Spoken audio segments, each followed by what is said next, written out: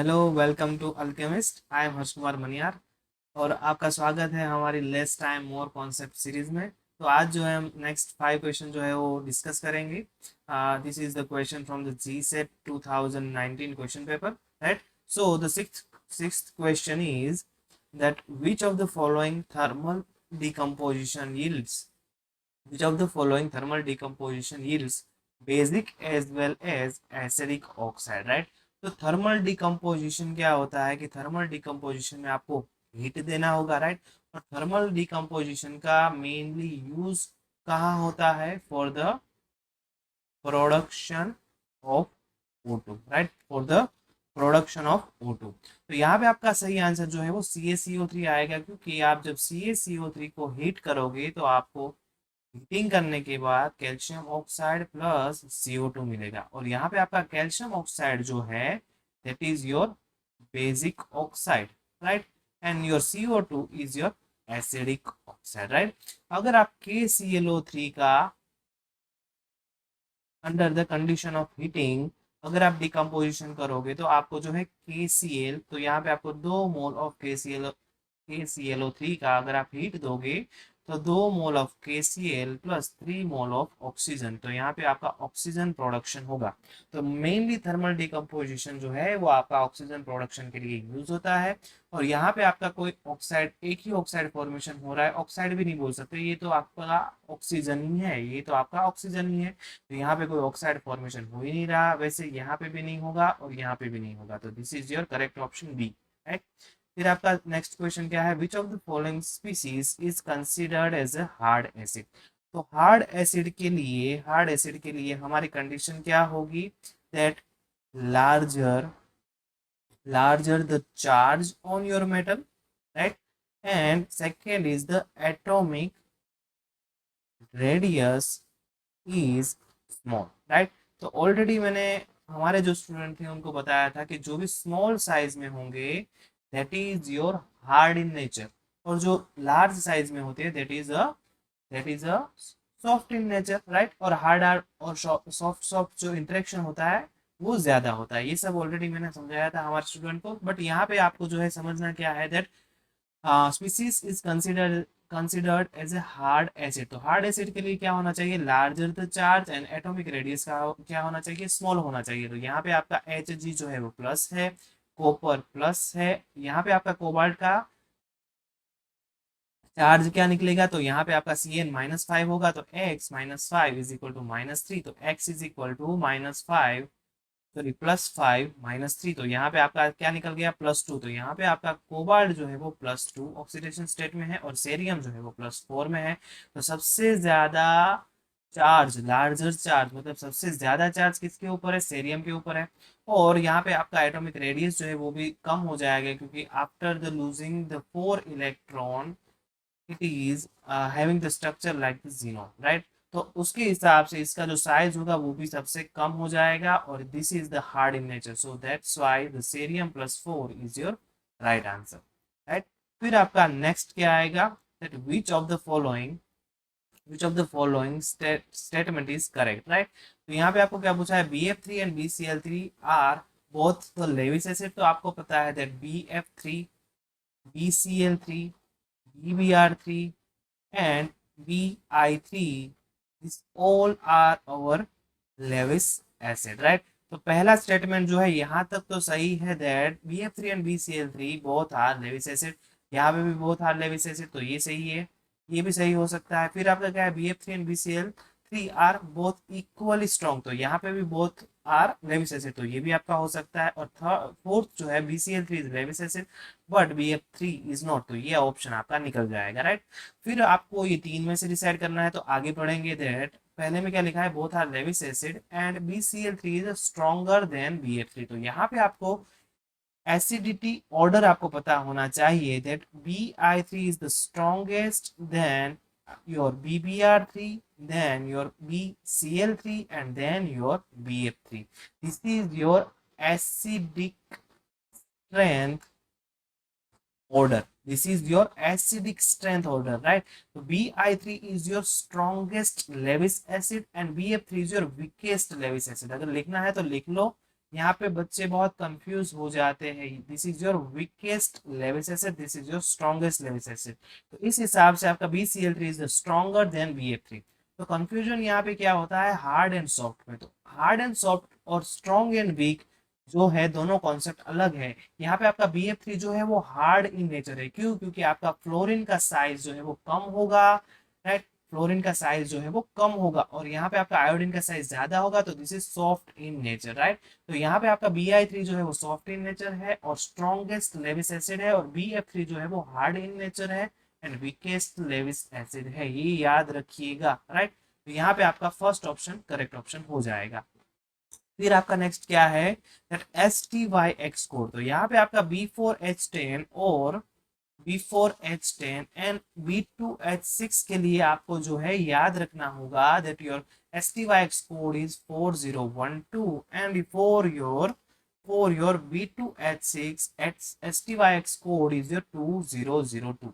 Actual में STYX code क्या आपको यहाँ पे आपको इंफॉर्मेशन कौन कौन सी देता है कि आपके वहां पे बी बॉन्ड कितने हैं, बी बॉन्ड कितने हैं, right?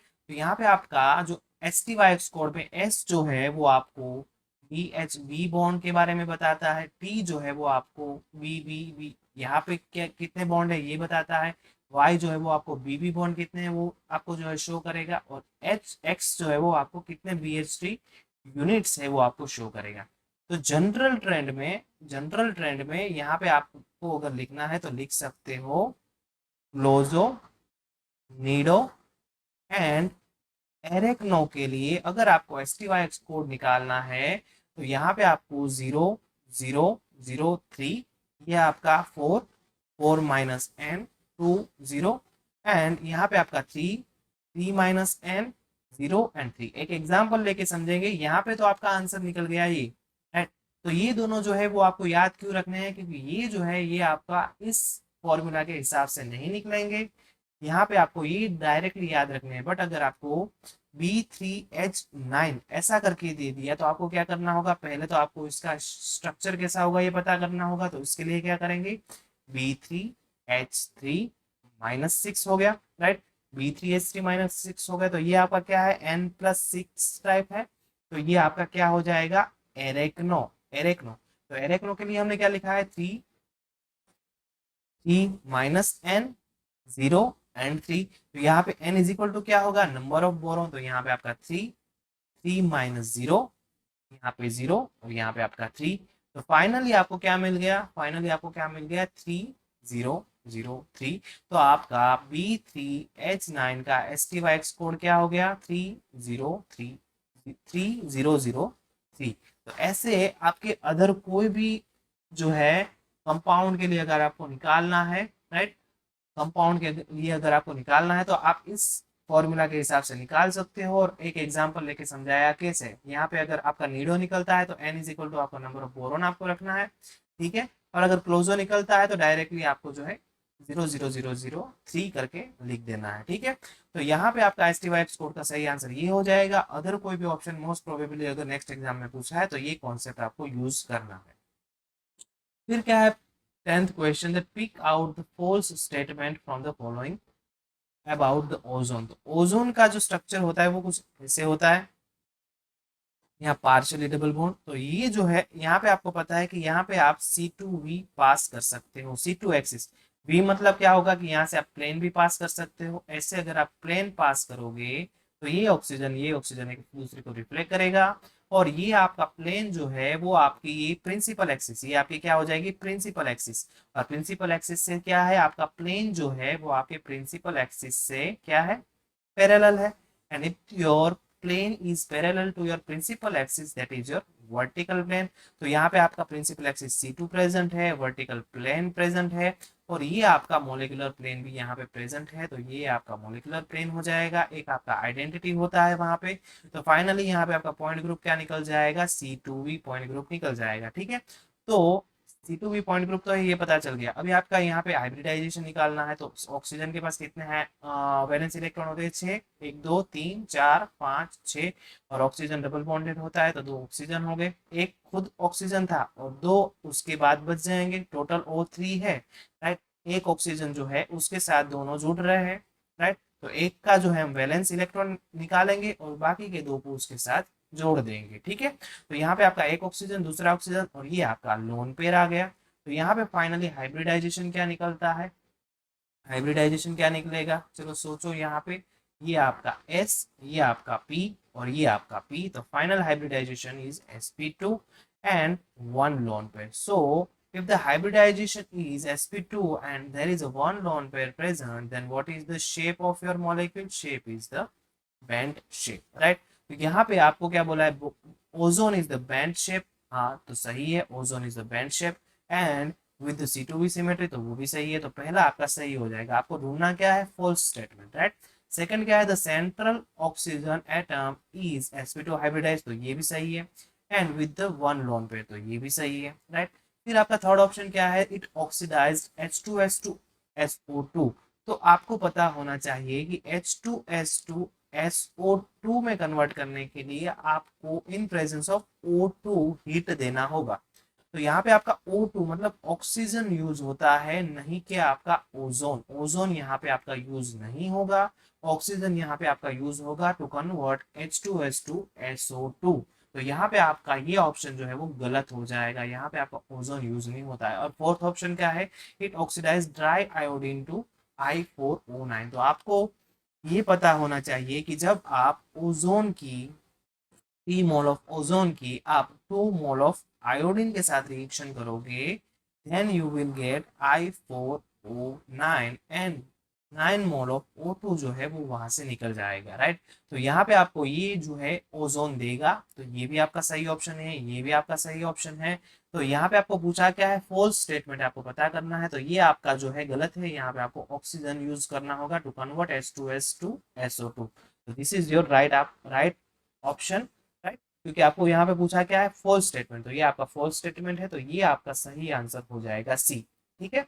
Okay, so we will come with the next 5 questions in the next video in our less time more concept series. And if you are new on our channel, then please subscribe our channel and also share it with your friends so they can also get the benefit. Preparation करते रहिए, best of luck, मिलते हैं next video में।